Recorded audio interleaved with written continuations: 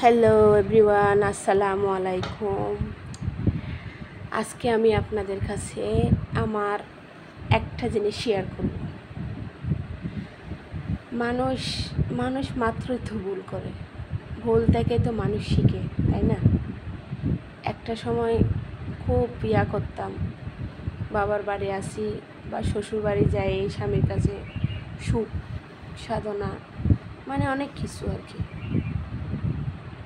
এক বাবার বাড়িতে একটা মেয়ে যতটুকু করতে পারে না, কিন্তু শ্বশুর বাড়ি গিয়ে করতে পারে না। বাবার বাড়িতে ভুল করলে শিখিয়ে দিত, কিন্তু শ্বশুর বাড়িতে ভুল ধরার জন্য প্রস্তুত থাকত। শিখাই দিবে তা না, কিন্তু উল্টো ভুল ধরে বসে থাকে। শ্বশুর বাড়ি হচ্ছে এমন একটা জায়গা, ভুলের কোনো অভাব নাই, শিক্ষার কোনো অভাব নাই। যেমন শ্বশুরবাড়ির প্রত্যেকটা লোকের কাছে একটা অপমানিত। যতক্ষণ তুমি করতে পারবে ততক্ষণ বলবে তুমি ভালো, বৌমা ভালো, বউ ভালো, ভাইয়ের বউ ভালো, এই আর কি। যখন তুমি মুখ খুলবে তখন সবার কাছে খারাপ হয়ে যাবে। দুনিয়ার নিয়মটাই এরকম। আসলে একটা স্বামীর কাছে কোনোদিন একটা বউ কোনোদিন আপন হয় না। হইলেও বা মুখের উপর বলে তুমি আমার আপন, তোমাকে আমি ভালোবাসি, তোমাকে আমি এই করি, এগুলো সব মুখের উপর। একটা পুরুষ যখন রাগ ওঠে না, রাগের মাথায় কথা বলে না, তখন বোঝা যায় একটা পুরুষের আসল রূপ কোথায়। আসলে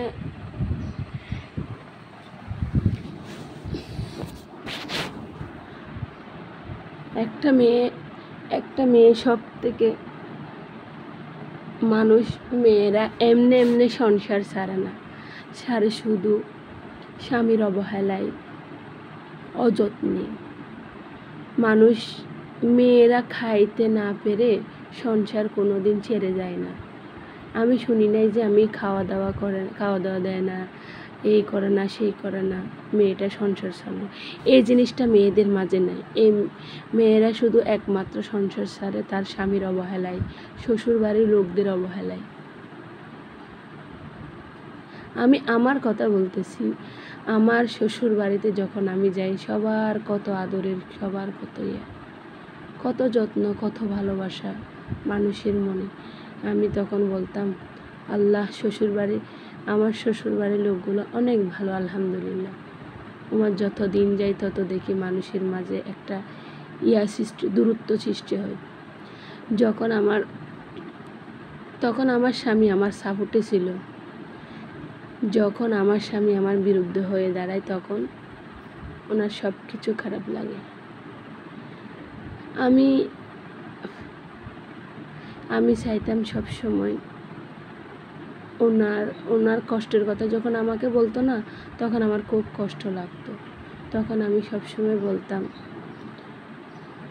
আল্লাহ তোমাকে একদিন সুখ দিবে। সেই সুখটা ছিল মাঝে মাঝে। এরপরে যখন আমরা আলাদা হই, তখনও আমি আমার শ্বশুরবাড়ির লোক থাকে আমার কাছে। হঠাৎ করে আমাদের মাঝে মনোমালিন্য হয়, ঝগড়া হয়। আমার ছিল ছোট বাচ্চা, আমি খুব কষ্ট করতাম সবার মন জয় করার, নিজে খেয়ে না খেয়ে সবার মন জয় করার চেষ্টা করতাম, কিন্তু দিন শেষে ঠিকই শুনতে হইতো, সারাদিন করোটা কি। এই কথাটা শুনলে পরে মেয়েদের খুব কষ্ট লাগে। সারাটা দিন একটা মেয়ে কত না কষ্ট করে সংসারের স্বামী, সন্তান, শ্বশুরবাড়ির লোকদের মন জয় করা, কিন্তু 19-20 হইতে না হইতে বকা শুনতে হয়। সেটা স্বামী হোক বা শ্বশুরবাড়ির লোকজনের হোক, সবার কাছে অপমানিত হইতে হয়।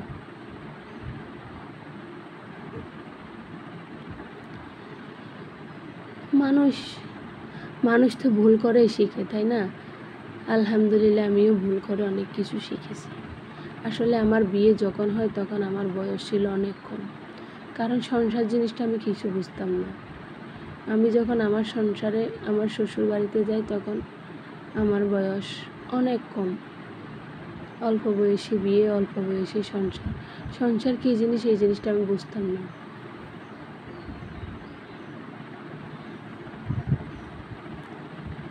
তখনও আমি অনেক কিছু চেষ্টা করতাম সবার মন জয় করার, কাজ করি হোক বা খাওয়াই দাওয়াই। আসলে আমি রান্না করতে ভালোবাসি, কিন্তু রান্না করে খাওয়াইতেও ভালোবাসি। যখন রান্নার মধ্যে কিছু হয় না তখন বলে, হ্যাঁ দরকার নাই, হেল্পারের দরকার নাই, এটা নাই ওটা নাই, এটা সবার কাছে শুনতে হইতো। তারপরও আমি করতাম। আমার মা একদিন বলতো, মা ভুল করে মানুষ, ভুল থেকেই তো মানুষ শিখে, তাই না? কোনো ব্যাপার না, আজকে ভুল করছো কালকে ঠিক করে করতে পারবে ইনশাল্লাহ। এই যে মায়ের আশার ভরসার হাতটা আমি কোনো দিন ছাড়ি নাই। আমি আমার মতো করে যেতাম, আমি আমার মতো চালিয়ে যেতাম। এমন দিনও গেছে আমার ছোট বাচ্চা কোলে নিয়ে আমি পেঁয়াজ মরিচ কাটছি। এমন দিন গেছে আমি না খেয়ে থাকছি, কেউ একবারের জন্য জিজ্ঞেস করে না যে তুমি খাইছো কিনা। তারপরেও দেখি কেউ যখন জিজ্ঞেস করে না তখন আমি নিজে থেকে কী করব, খেয়ে নিতাম। বলতে পারতাম না বাপ মারে, বলতে পারতাম না ভাই বোনকে আমি না খেয়ে আছি। তারপরেও আমি বলতাম আমার শ্বশুরবাড়ির লোকগুলো অনেক ভালো, আলহামদুলিল্লাহ।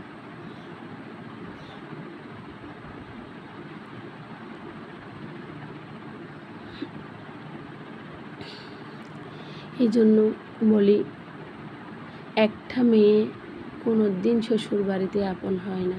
মা তো মাই হয়, শাশুড়ি তো শাশুড়ি হয়, বোন তো বোনই হয়, ভাই কোনো দিন, ননদ কোনো দিন বোন হয় না, ভাসুর কোনো দিন ভাই হয় না।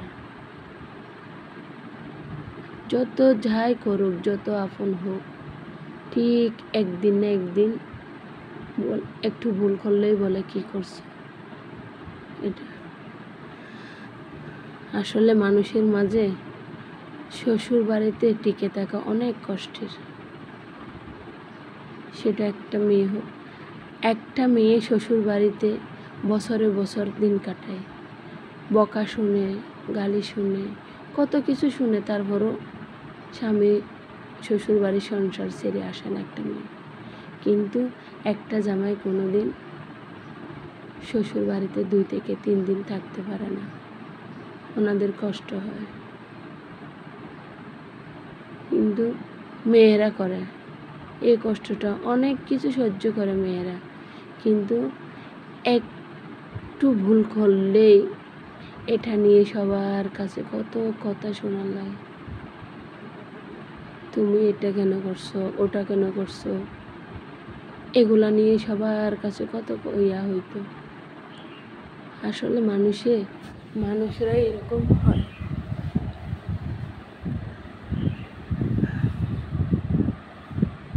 তখন আমি ওই সংসার ছেড়ে যখন চলে আসি, আসার পরে আমার স্বামী যখন, আমি আমার শ্বশুরবাড়ির সংসারে যখন ছিলাম তখন ওনারও কিছু বিষয় ওনার খারাপ লাগতো, কিন্তু বলতে পারতো না,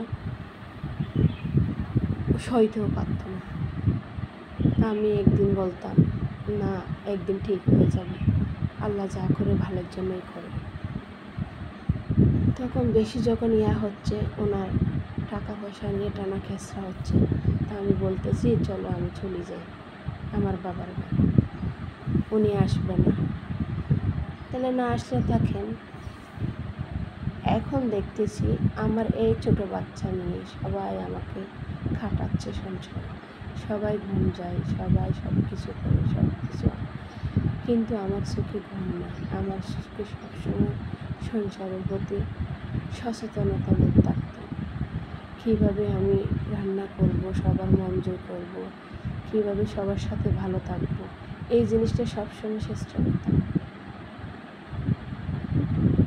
পরে দেখি উনি বাইরে চলে যাবে, আমি বললাম আমাকে একটু রেখে আসো বাবার বাড়ি। উনি বলছেন না, রাখবেন না। উনি ওনাদের ভাই বোন, ভাগ্না ভাগ্নির মাঝে একটা সম্পর্ক মনোমালিন্য হওয়াতে ওনাদের সাথে উনি যোগাযোগ করে না। আমি এখানে আমার বাবার বাড়িতে চলে আসি। চলে আসার পরে উনি বাইরে চলে গেছে। চলে যাওয়ার পর উনি আবার আসে উনি ওনার সংসারের ভাই বোন, ভাগ্না ভাগ্নি এগুলোর সাথে মনোমালিন্য হয়েছে, কিন্তু উনি উল্টো দোষারোপ করছে আমাকে। তুমি আমার ভাই বোনের সাথে থাকো নাই, আমার ভাইকে বের করে দিছো, আমার বোনকে এরকম করছো, এটা নিয়ে উনি কিন্তু আমাকে দোষারোপ করছিল।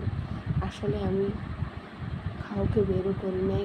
আমার কি সেই সামর্থ্য আছে ওনার ভাই বোন, ভাগ্নে ভাগ্নি এগুলার করা? শুধু আমার একটা জিনিস খারাপ লাগতো, উনি সবসময় বলতো আমি ওনার জন্য এটা করছি, ওটা করছি, আমার বেলায় আসি কেন এটা হইল? এই জিনিসটা উনি সবসময় বলতো, এই জন্য আমার খুব খারাপ লাগতো।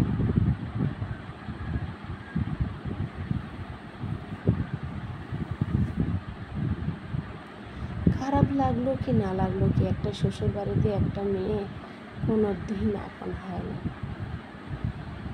শাশুড়ি কোনো দিন মা হয় না, ননদ কোনো দিন বোন হয় না, বাসর দেবর কোনো দিন ভাই হয় না। আসলে বাসর তো বাসরই হয়। আসলে আমার বাসরটা অনেক ভালো ছিল, আমি খুব গর্ববোধ করি আমার বাসরদের নিয়ে। কোনো দিন আমাকে মন্দ কথা বলে না, কোনো দিন আমাকে খারাপ কিছু বলে না। আসলে এটা নিয়ে আমি খুব গর্বিত। আমি ওনার জন্য সবসময় দোয়া করি, উনি যাতে আল্লাহর কাছে জান্নাতবাসী হয়ে থাকে। আমি তো আমার শ্বশুর শাশুড়িকে পাইনি। আসলে শ্বশুর শাশুড়ির ভালোবাসা কী জিনিস বুঝতে পারিনি। একটা ঘরে মুরব্বী না থাকলে কোনোদিন ওই ঘরের আয় উন্নতি হয় না। হয়তো ইনকাম করতে না পারলেও, বলে না একটা গাছ ফল দিতে না পারলেও অন্তত পক্ষে ছায়া দেয়, ঠিক তেমনি একটা মুরব্বী মানুষ থাকলে টাকা দিতে না পারলেও মতামতটা দিতে পারে। আল্লাহ হাফেজ, আসসালামু আলাইকুম।